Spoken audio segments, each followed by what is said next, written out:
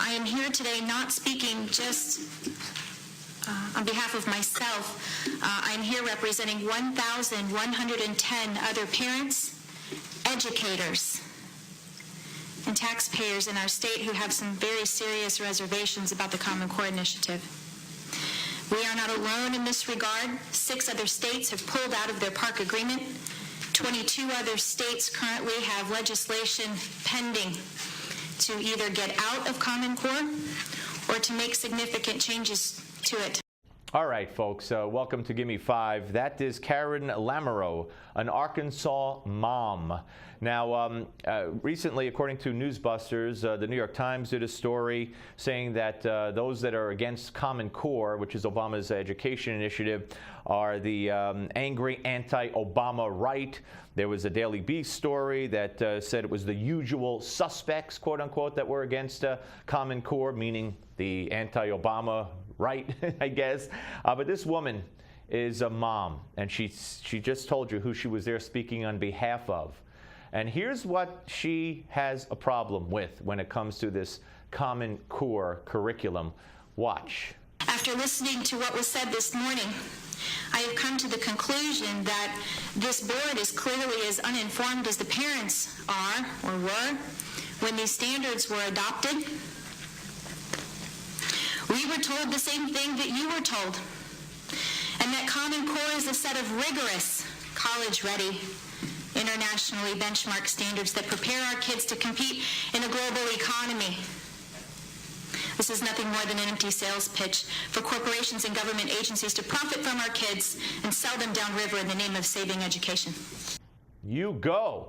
Now, she's going to give everyone in attendance and you and I an example of what she's talking about.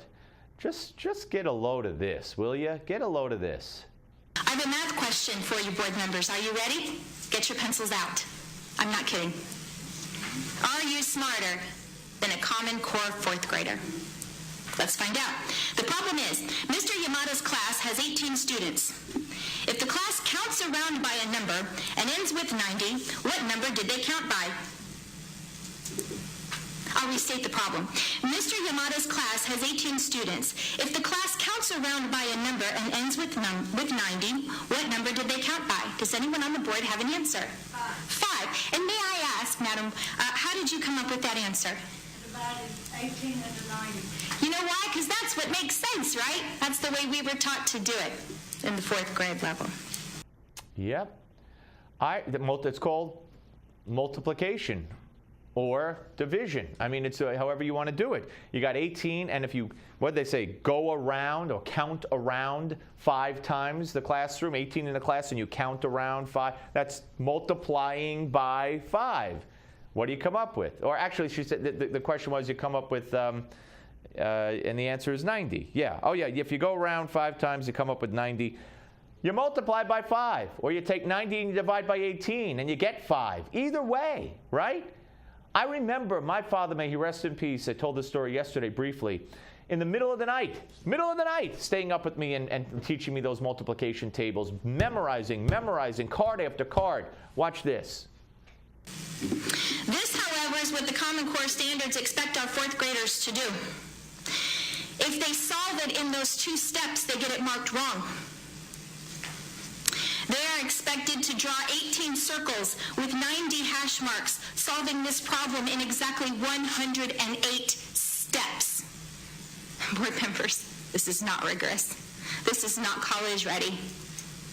This is not preparing our children to compete in a global economy. No, it is not. No, it is not. And here's her final plea.